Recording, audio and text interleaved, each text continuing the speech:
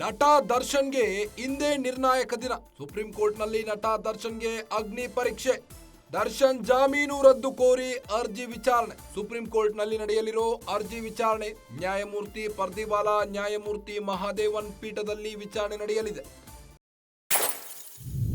ಇನ್ನು ದರ್ಶನ್ ಬೇಲ್ ರದ್ದು ಕೋರಿ ಪೊಲೀಸರು ಸಲ್ಲಿಸಿರೋ ಅರ್ಜಿ ಇದು. ರಾಜ್ಯ ಪೊಲೀಸರ ಪರ ಅನೀಶ್ ನಿಶಾನಿ ವಾದ ಮಂಡನೆ. ದರ್ಶನ್ ವಿರುದ್ಧ ವಾದ ಮಂಡಿಸಲಿರೋ ಅನಿಲ್ ನಿಶಾನಿ ಈಗಾಗಲೇ ದೆಹಲಿ ತಲುಪಿರೋ ಎಸ್ಪಿಪಿ ಪ್ರಸನ್ನ ಕುಮಾರ್.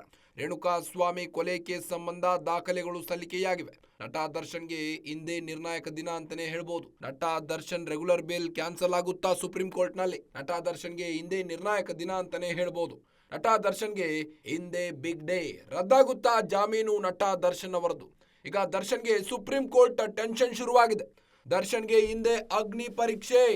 ನಟ ದರ್ಶನ್ಗೆ ಹಿಂದೆ ನಿರ್ಣಾಯಕ ದಿನ ಅಂತಾನೆ ಹೇಳ್ಬೋದು.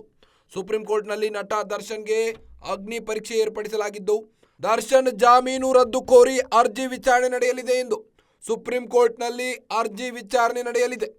ನ್ಯಾಯಮೂರ್ತಿ ಪರ್ದಿವಾಲಾ, ನ್ಯಾಯಮೂರ್ತಿ ಮಹಾದೇವನ್ ಪೀಠದ ಸಮ್ಮುಖದಲ್ಲಿ ದರ್ಶನ್ ಬೇಲ್ ರದ್ದು ಕೋರಿ ಪೊಲೀಸರು ಸಲ್ಲಿಸಿರೋ ಅರ್ಜಿ ಇದು. ರಾಜ್ಯ ಪೊಲೀಸರ ಪರ ಅನಿಲ್ ನಿಶಾನಿ ವಾದ ಮಂಡನೆ.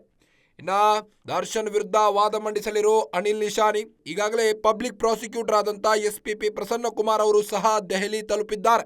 ಹೈಕೋರ್ಟ್ನಲ್ಲಿ ದರ್ಶನ್ ವಿರುದ್ಧ ಪ್ರಬಲವಾದ ವಾದ ಮಂಡಿಸಿದ್ದಂತಹ ಪ್ರಸನ್ನ ಕುಮಾರ್ ಈಗಾಗಲೇ ದೆಹಲಿ ತಲುಪಿದ್ದಾರೆ. ರೇಣುಕಾ ಸ್ವಾಮಿ ಕೊಲೆ ಕೇಸ್ ಸಂಬಂಧ ದಾಖಲೆಗಳು ಕೂಡ ಸಲ್ಲಿಕೆಯಾಗಿವೆ.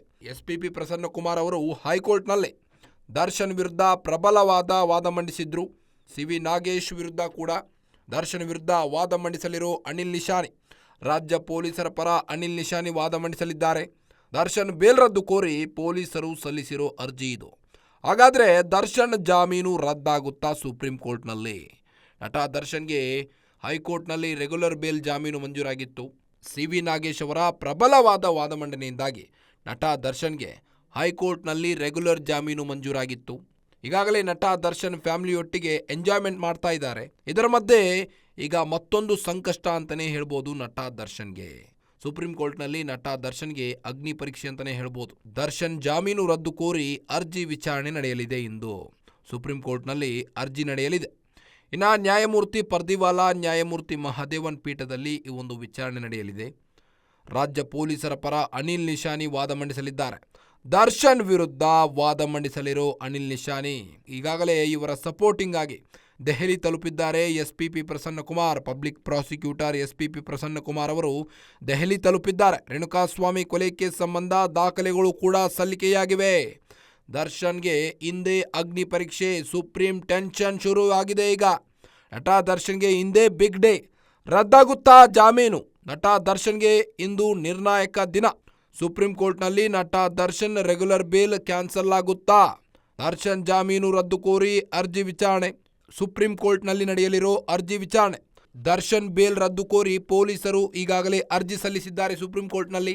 ಇದಕ್ಕೆ ಗೃಹ ಸಚಿವ ಇಲಾಖೆ ಕೂಡ ಗ್ರೀನ್ ಸಿಗ್ನಲ್ ನೀಡಿತ್ತು. ದರ್ಶನ್ ಬೇಲ್ ರದ್ದು ಕೋರಲು ಪೊಲೀಸರು ಸಲ್ಲಿಸಿರೋ ಅರ್ಜಿಯನ್ನ ಗ್ರೀನ್ ಸಿಗ್ನಲ್ ನೀಡಿತ್ತು.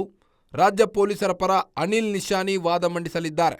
ಇನ್ನು ದರ್ಶನ್ ವಿರುದ್ಧ ವಾದ ಮಂಡಿಸಲಿರೋ ಅನಿಲ್ ನಿಶಾನಿ ಈಗಾಗಲೇ ದೆಹಲಿ ತಲುಪಿರೋ ಎಸ್ಪಿಪಿ ಪ್ರಸನ್ನ ಕುಮಾರ್. ರೇಣುಕಾ ಸ್ವಾಮಿ ಕೊಲೆ ಕೇಸ್ ಸಂಬಂಧ ದಾಖಲೆಗಳು ಸಲ್ಲಿಕೆಯಾಗಿವೆ.